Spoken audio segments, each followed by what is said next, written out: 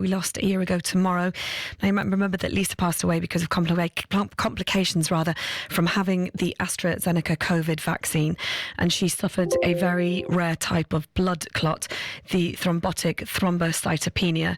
To put this into context, the medicines regulator says it had 443 reports of such blood clots, resulting in the deaths of 81 people, although there are reports which can be submitted by anybody and don't necessarily mean they were proven side effects of the vaccine. But there have been an estimated 24.9 million first doses of the AstraZeneca jab given in the UK and 24.1 million second doses. Well, I chatted to Gareth about his feelings towards the COVID vaccine, and he's always said he's not an anti-vaxxer at all, but he wants a proper discussion about the lives cut short as a result of adverse reactions to vaccines. And obviously, you know, losing somebody in any way is terrible, but these were extraordinary circumstances. Yeah. And so you're dealing with losing somebody, but you're also dealing with what feels very unjust. What happened to Lisa is obviously well documented, and I've spoken about it, but ultimately, like everybody, Lisa was just doing something that she felt was the right thing to do. And do you know what it is?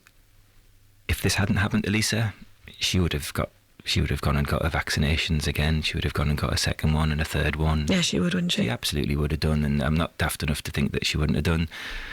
It's just hard because what happened to Lisa was so sudden, and, you know, 44 years old, it's not what you expect to happen, especially, you know, a vaccination that is designed to help. The vaccination has helped people. It has done what it's supposed to do, but it has happened to a lot of people, and I know that because when you're in the situation that the family are in, you get contacted by a lot of people that it has happened to, and there is a community of people out there that it has happened to, people that have lost husbands and wives and partners, fiancés, in the same way that we lost Lisa. So I don't know if it would help, but what would you want, Gareth, going forward? Because I know in the last couple of days that the lady who's running the inquest, Baroness Hallett, into the pandemic, has said that she wants added into that inquest details about the vaccine and about what happened to Lisa and what happened to other people. Yeah. Does that make you feel any better that is happening? They need to shine a light on injuries and adverse reactions and deaths, because they have happened. It's not in doubt, it's a fact. People have died.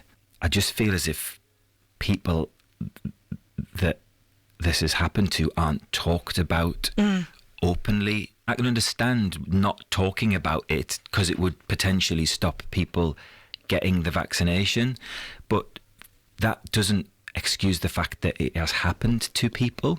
Yes, the numbers of people that it's happened to in relation to the number of people that have had the vaccine it's a fraction, but it has happened to these people. And my son's lost his mum.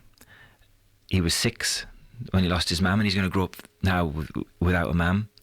It's shattering for these families, you know. And I always have to caveat what I say with, I'm not an anti-vaxxer. Yeah. I have been vaccinated 3 times now. Yeah.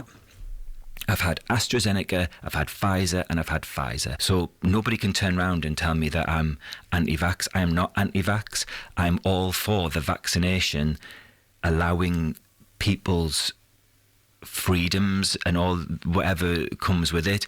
But what I would like is somebody to recognise and show some respect to the people that this has happened to. Don't just ignore it. You know, Lisa wasn't doing something wrong.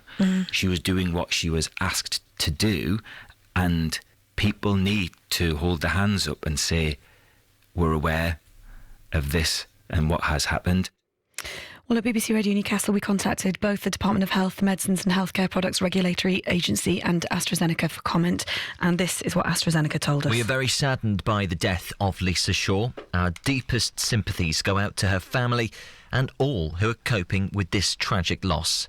Millions of people around the world have lost their lives to COVID-19, and vaccines remain the best way to protect people and save lives.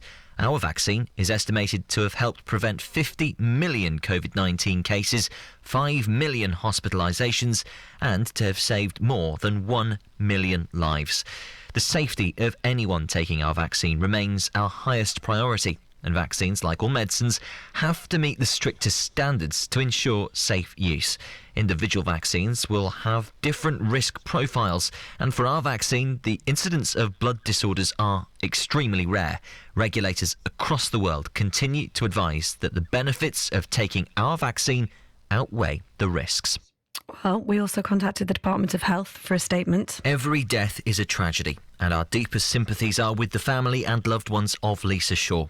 All vaccines being used in the UK have undergone robust clinical trials and have met the Medicines and Healthcare Products Regulatory Agency's strict standards of safety, effectiveness and quality.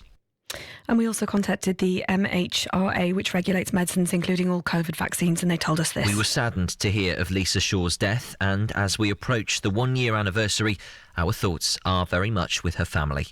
Our scientific review of the risk of blood clots occurring with low platelet levels concluded that whilst these are extremely rare, the evidence of a link with the COVID-19 vaccine AstraZeneca is likely.